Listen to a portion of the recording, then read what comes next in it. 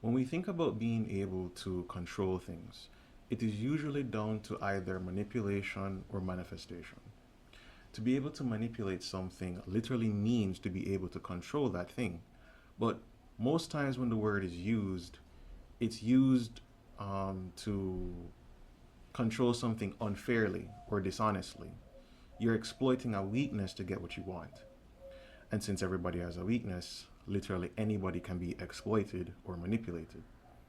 Now, manifestation, or what people call law of attraction, this is a somewhat controversial topic to psychologists. Some think that, it's just foolishness and really just a scam for control freaks, while others see its value because what you believe in really does change your perspective on life. Now, there's credence to both of these opinions, but what is clear to both a believer and a non believer in manifestation is that this is just something you do to get what you want, right? People use vision boards, affirmations, visualizations. But here's my stance on why some people attribute their success to conscious manifestation, while others never seem to get what they want. So, if you are visualizing and saying affirmations as a means to control your life, but it's coming from a place of insecurity, are you really going to get what you want? It's unlikely. Why is that? Well, if you do anything from a place of insecurity, it's natural that you're going to want to control things. But if you were secure in life, or more importantly, if you accepted that you felt insecure, would you really seek to control things? No, you wouldn't. If I'm trying to control things, that essentially means that life doesn't work. And if life doesn't work, then I have to go and make it work. I have to control life. So some people try to manifest, as we said, but also, as we said, people just go with manipulation. The former can be done from positive belief or negative belief. The latter is almost always done out of fear. But either way, both can be forms of control. People believe that they're acting from a place of empowerment, but in reality, they're acting from fear. And if you're acting from fear, even if it is to create a positive outcome, you're just going to return to your starting position, fear. How you start is how you finish. And when the fear that you started with is the fear that you finish with, you naturally become frustrated and you start to think to yourself, am I doing something wrong? Or you start to think something's wrong with you, or you start to think that life simply does not work for you.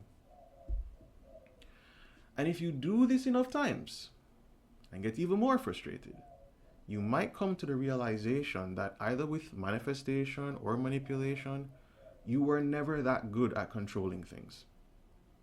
In fact, what you might realize is that what you seek to control controls you. You wanted the success, you wanted the relationship, the money, whatever. You wanted it so badly that you do anything to go and get it. But now you realize that it was the hope of the pleasure in getting these things that controlled you all along. So, what's the solution? Well, let's turn to another controversial topic for psychologists, religion. So, in Buddhism, we have the Four Noble Truths. The first is that suffering exists.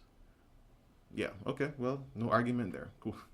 The second is that the root cause of suffering is thirst, or desire, or attachment. So, if you're a student of Buddhism, naturally, you would want the end of suffering. Well, come to think of it, as a human being, you'd probably want the end of suffering. Well, fortunately for you, the third truth is that there is an end to suffering, which is outlined in the fourth truth, which is you must go on the eightfold path. And that involves right perspective, right intention, right action. That's three of the eight, right? So most people miss the obvious problem when they start out with Buddhism. Here's the problem. If the cause of suffering is desire, your desire to end suffering is a desire. Therefore, any attempt to end suffering yields suffering. This is a really crucial thing for people to understand, because we need to realize that it is our attitude to life that is really our problem. Now, I don't mean to minimize what people are going through. Pain is as inevitable as pleasure. There is no way to avoid either one. Pain is inevitable, but suffering is optional. If you don't get your physical needs met, like food or water, the body is in physical pain. If you don't get your emotional needs met, you will experience emotional pain. But it is your attitude to that pain that determines whether or not you suffer. You want to know the real root to suffering? It's your resistance to what is. It's your resistance to pain. It is your resentment of your life. So let's bring it back to our central point, that what you seek to control controls you. When things are going our way, we never think to manifest or manipulate things, because why would we? Things are good. Why would we mess up with something that is already working? But when things aren't going our way, it's natural for us to be in pain, annoyed, frustrated. We desire a solution. We want that pleasure. We want to go back to pleasure. But we think we must fight the pain in order for it to end. No, I'm not going to lie to you. I've never seen that work. All that happens is that you remain in a chronic state of anger, resentment, resistance, or fear. The initial pain has now transformed into suffering. The anger turns to rage. The fear becomes paranoia. So you can use manifestation techniques, manipulation, aggression, self-sacrifice, whatever. Use whatever you want to use, right? And you might even be successful to some degree. But it won't matter in the long run, because you are the one being controlled. And the worst part of it is that you're totally unaware, because you're controlled by the negative emotions. You're controlled by the hope that, this will end at some point in time. But you are the one that is actually causing the issue to be going on within yourself. So having said all of that, did the Buddha really end suffering? Yeah, he probably did. Because instead of fighting against life, instead of resisting what is, if you choose to accept what is, because there's nothing more pointless to do or more dangerous to do than resisting reality and resenting the truth, you are only left with peace. No, don't get it twisted, right? The truth, yeah, it might be painful. I mean, let's face it. If the truth was always pleasant, people would be chasing it like drugs. People would be wanting it rather than the foolishness and the lies that we've been seeing people chase today, yesterday, and throughout history, and that they will chase tomorrow, right? So between the choice of resisting pain, which leads to suffering, and accepting pain, which ends suffering and leads to peace, which option do you choose? Look, sometimes we think holding on to negative emotions will keep us safe. You know what? That's usually the case when we don't know what to do.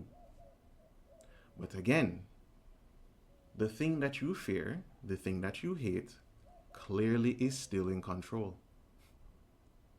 Because it is preventing you from choosing peace. Unfortunately, some of us are so possessed with negativity that we defend our suffering, which just makes life so much worse for everybody else.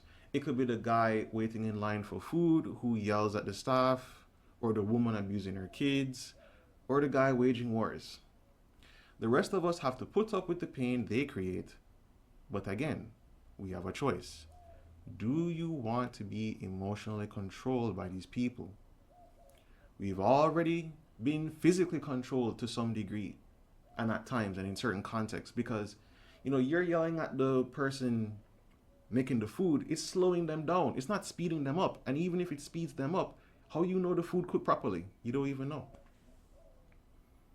You're limiting the child's autonomy by just abusing the child. And then, of course, with regards to wars, people get displaced from their homes. People lose loved ones. How can you not be in pain? To deny that would be completely foolish and psychologically damaging. However, if we can honor our pain, honor the truth. If you can honor our pain, if you can honor your pain, if we can honor our pain, at least we won't be emotionally controlled. And sometimes reclaiming that power is exactly what we need to create or recreate the life of our dreams. So ask yourself, what have I been trying to control? What in my life do I dislike so much that it is costing me my peace? You will probably find that it is controlling you. So you have a choice. You can continue to resist the problem, which causes it to persist, or you can accept how you feel about it, which then helps you to accept the situation itself, and then that frees you to know exactly what to do if you do indeed need to take action. This is when you might realize that your attempt to manifest stuff was just you trying to manipulate the universe into giving you what you wanted. And of course, that really is delusional because you can't manipulate the universe. When you go for the things you value simply because you value them and not because you fear a life without them, then you will be free. The more you can control yourself, the less you need to control others. The more you honor yourself and how you feel, the more you honor life itself.